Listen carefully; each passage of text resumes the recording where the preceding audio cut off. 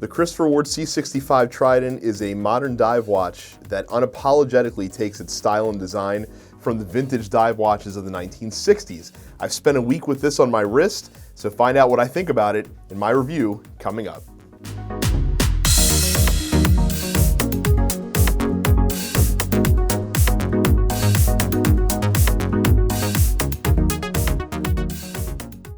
Hello guys, and welcome to this episode of the Budding Watch Enthusiast. Thank you guys for joining me this week. So yes, the Christopher Ward C65 Trident, I have now had it for about a week, so I'm ready to render my verdict, to deliver the review on this dive watch that we have here. For those of you that missed it, I did do an unboxing and I did do an overview of this watch that kind of details all of the different features that the watch has. So if you missed that, definitely go back. I will link it in the show notes down below, and I'll probably pop a card right here that you guys can click on as well. So if you want to see the full rundown of features of this watch, because I'm not going to go over it in great detail, you can go back and reference that video.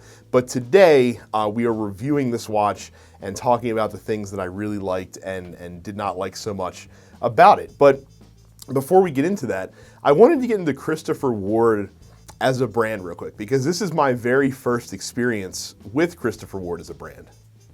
And I will say I did go in with a bit of trepidation's not the right word, but so Christopher Ward as a company, they have not been around that long. They've only been around producing watches since 2005. And their aim that they talk about on their website is to create luxury quality watches at the cheapest price possible. Now, we've all heard that from every luxury watch company before. Everyone always says, hey, we're going to be delivering the best product at the lowest price that they possibly can. But what Christopher Ward does, that's a step beyond that, any company that I've seen, watch or otherwise, in most industries so far, is that they're actually very transparent with how they do their pricing. So they talk about how to determine the pricing for their watches, they take the actual manufacturing costs of the watch and multiply it by 3. And that's how they get to the price points that they say allows them to recoup enough margin to keep the lights on and maintain a fair profit. The way they're able to do this is because Christopher Ward doesn't sell in retail shops anywhere. They sell exclusively directly through their website. To me and to my jaded, cynical eye, this still sounds a lot like marketing speak. So I was really interested to see how the final product of this watch lived up to what they touted, basically. You know, a watch that is the quality of a watch that might normally cost $1,500 to $2,000 in an $800 package. So did it live up to that expectation? That's what we're going to find out today. So, but before we get into the actual review of the watch, let us first address the elephant in the room that you have to address whenever you're talking about any Christopher Ward watch, and that is the damn logo. If you go on any social media forum, be it YouTube, be it Facebook, Instagram, whatever, and you see a picture displayed of a Christopher Ward watch, especially a newer Christopher Ward watch, inevitably there are going to be several comments below that talk about how amazing and spectacular the watch would look if it wasn't for the Christopher Ward logo that is so omnipresent on the dial at the 9 o'clock position, and oh, the horror of the Christopher Ward logo. So I figured that I would have to address it in this review. And do I like or dislike the logo? The fact of the matter is, it's fine. It doesn't really bother me at all. And the reason it doesn't bother me is because, much like any other watch that you own, once you've used it for a while and once you've gotten accustomed to looking at it, the logo just kind of blends into the rest of the watch. It's something that, it might stick out a little bit like a sore thumb at first, just because it is at 9 o'clock. Most logos are positioned at 12 o'clock or maybe 3 o'clock if you're talking like a 3-wheel chronograph or something like that. But you see it, it's there, and then eventually it just kind of blends into the rest of the watch like any other logo does. After using it for a week, I can tell you that a lot of those concerns, I just don't get them. And I'm not saying that criticism is not valid. Obviously, if that's something that bothers you, and for some people, it's a deal breaker on their watches. Like, there's some people that won't order a Christopher Ward watch because that logo is so omnipresent. But for me, it wasn't a big deal. And frankly, I like the new logo better than I like the old CHR Ward logo that they used to put on their watches at the more traditional 12 o'clock position. I think it's a little bit more stylish. So if it was poorly done, I might be a little more upset at it, but as it is, I don't really care that much. But now that we've gotten that out of the way, let's actually talk about the C65 Trident. And this watch is unapologetically vintage, both in its style and its design. And that emanates through the entire watch. And both everything that I like about the watch and everything that I don't like about the watch is really rooted in that vintage design aesthetic that they went for with this watch, for better or worse. But I wanted to start with the dial, because the dial was the thing that drew me into this watch right away. This was the first time that a Christopher Ward watch ever turned my head. The thing that I love the most about it is that beautiful sort of faded blue color that's unlike a lot of blues that you see on most watch dials that are out there. And then you pair that with the old radium superluminova that decorates the markers and the numerals that adorn this watch, and it's a perfect combination. I thought about whether the watch would be improved by having white markers and white numerals on the dial instead of the old radium style superluminova. And I don't think the watch works if you use white, actually, because it does have some white text on there. The Christopher Ward logo is white, and the water resistant, note is white as well. And I think that to kind of paraphrase a line from The Big Lebowski, I think the old radium luminova kind of ties the whole watch together. I don't think the watch works nearly as well if you don't have that color marker on there. And then you go outside of that, and then you have that beautiful thin aluminum bezel that's in there that is a slightly darker, a slightly more traditional shade of navy blue. And I think that contrast is really appealing for the eye and really makes the watch pop out at you that much more. So the coloring on the watch, absolutely perfect. I think they totally nailed it. And they have a black version of this watch available as well. And honestly, I think that the blue version is the only way to go, because the black one just seems kind of boring and sterile to me personally. But this blue really pops and it looks really unique. Again, the coloring that they use really stands out. Now, that's not to say that there aren't things to improve on, because the other parts of the dial are arguably my two biggest dislikes on the watch. The first one is they decided to go with baton style hands, which in and of itself is fine, but the problem is they use the same style hands for both the minute and hour hand. Now again, very traditional on old classic dive watches of the 60s, and I understand why they did it, but I think they would have done better to differentiate it. I would have preferred if they had gone with that leaf style hour hand that they put on the other C60 Trident watches. I think that would have been a better look, personally. The other part of the dial that I think is a bit of a miss is that for some reason, they decided in between the minute and second indices on the watch, they have sub-seconds on there.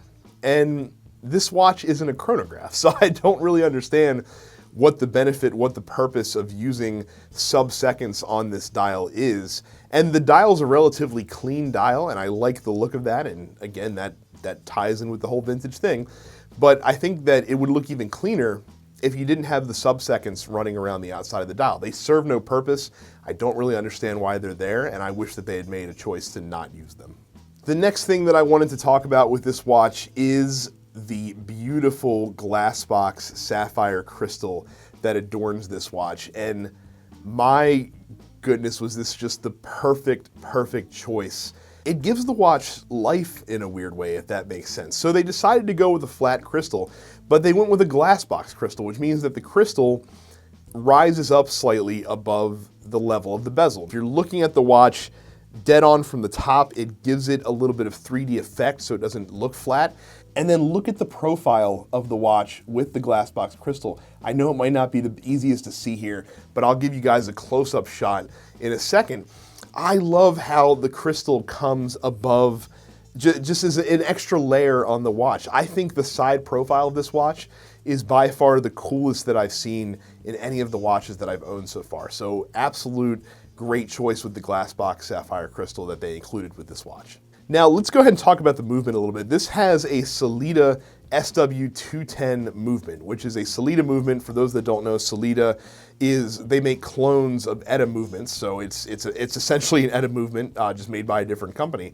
They went with a hand wind exclusive movement. I wasn't sure how I was going to feel about that. This is the first watch that I've ever owned that is exclusively manual wind, and to be honest, I kind of love it. And the reason why I love it is because there's not a watch that I own right now that is more satisfying to wind. The winding action on this guy, on the C65, is so heavy and so thick and just an absolute pleasure to wind every day. I don't know how to describe it, and part of that might be because this is my first experience, kind of that entry-level luxury tier. And that just might be how it is on all watches like this, and this just might be my first experience with it, but I've never owned a watch that winds so smoothly and so satisfyingly as this one does. And by the way, even if you do forget for a little while, and you forget that you have to keep it wound and it stops running on you, there's no date on this watch, so it takes like 2 seconds to set the time again. You don't have to worry about fiddling with a date window or anything like that. And then getting back to talking about the case of this watch, this is where I really see the biggest leap in quality over the Squales and Hamiltons that I already own right now, is in the finishing on the case, because the finishing on this case is exquisite. It's really, really good.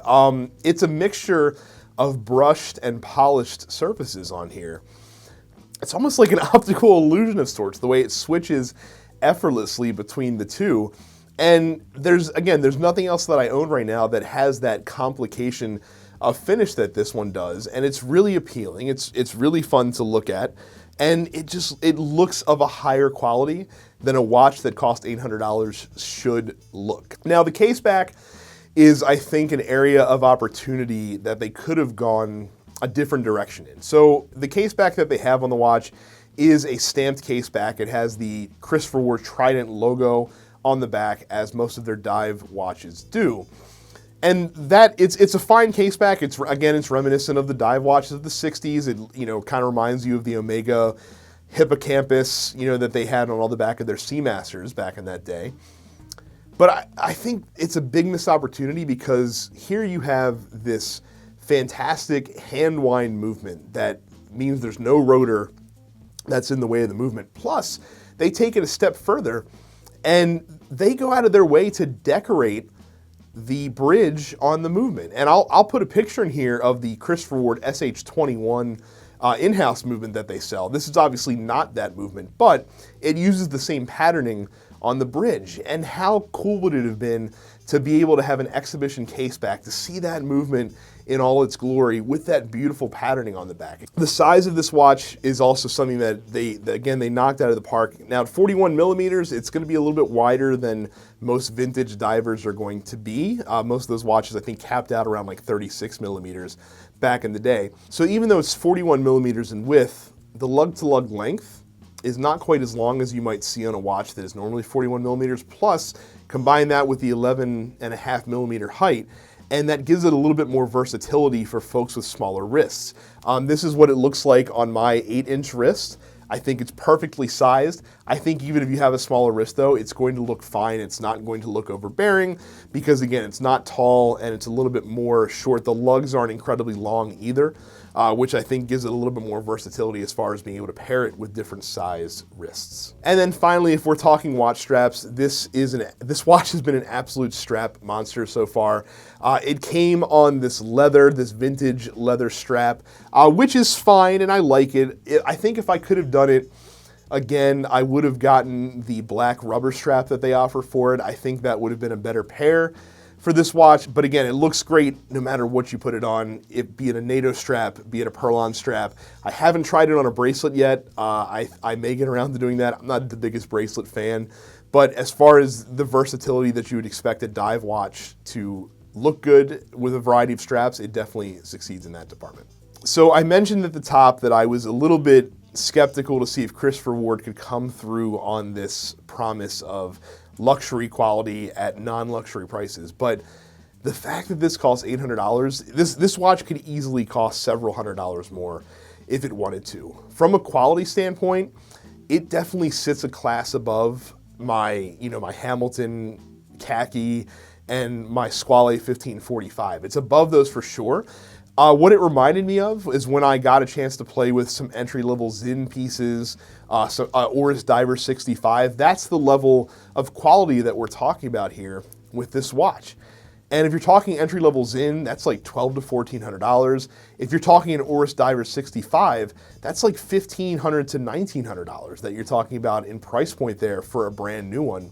And when you can get this watch for, again, under $800, brand new with a 5-year warranty on the movement, that's pretty good value for money. Now again, this vintage style is not going to appeal to everybody. It is a very personal choice whether or not you dig this style. For me, it's very appealing. My tastes tend to skew a little bit more vintage or a little bit more timeless. But the one thing that this watch is incredibly successful at pulling off, and now we're getting into final thoughts a little bit, the one thing this pulls off is this watch still feels very modern in terms of its style and sensibility. But if you were to put it in a time machine and send it back 50 years, it could look like a contemporary watch of the 60s as well. It's a very fine line that they have walked with this watch. I think it pulls it off fantastically well, and that's a testament to it. Now, I will say one big knock on this watch is the fact that it's considered a dive watch. And look, it does have the dive watch sensibilities. It has a timing bezel. It does have 150 meter water resistance. It does have, super luminova so that you can use it underwater if you want to. So it ticks the boxes. But to me, this C65 Vintage Trident is a watch that is more for everyday wear and use. And I feel like it's designed and styled for everyday wear and use. It just happens to be a dive watch. So if you're looking for, a dressy dive watch that doesn't look out of place with, a nice shirt or a suit jacket, and something that you can wear every day and it won't feel like you're wearing a big hulking tool on your wrist, I think this is a perfect choice for that. I think it's a fantastic watch for that purpose.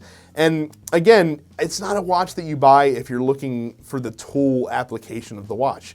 If you're looking for a dive watch to use for that very tooly purpose, there are so many other dive watches at much more affordable prices than this that you can go out and buy that I think would suit your needs a little bit well. I think you buy the C65 if you're looking for, a watch that is great for everyday wear, but it also happens to be a dive watch as well, and you're into the dive watch aesthetic. So yeah, if it wasn't clear, I really dig the C65 Trident. It's a fantastic watch. Again, what you're getting for the money that you're paying is out of this world. It's kind of unbelievable to me that this watch costs less than $800. It blows my mind that they're able to afford this level of quality. And again, even taking it to a watch salesman that I happened to visit over the weekend, and he had never seen a Christopher Ward before, and he was checking out, and without me having to say anything, the first watch that he compared it against was an Oris Diver 65. So if you're looking for that style of dive watch, maybe you don't want to spend the near $2,000 that you need for a Diver 65, this might be a good one to consider. Because again, it's a great watch, it's very robust, it's going to hold up really well, but it's not going to break the bank. And the other thing that I really appreciate with the C65, it has a very, very unique it has a very unique look. It's going to be a standout in any collection that it goes in, and it's going to be something that I think you'll enjoy having for quite some time. So that was my review of the Christopher Ward C65 Trident. And do me a favor, if you did enjoy this review and found it informative, hit that like button for me right down there. Also, if you're new to the channel, welcome. Thanks for coming in and checking me out. If you enjoyed what I gave you here today, hit that red subscribe button and click the bell icon as well. That way you'll be notified whenever I post a new video. And guys, I do a lot on Instagram as it is with a lot of watch pics, and I'm going to be experimenting a little bit with Instagram TV. So if you don't follow me on Instagram yet, go to @buddingwatchenthusiast and follow me there as well. I would certainly appreciate that. But thank you guys very much for watching, and I will see you all the next time.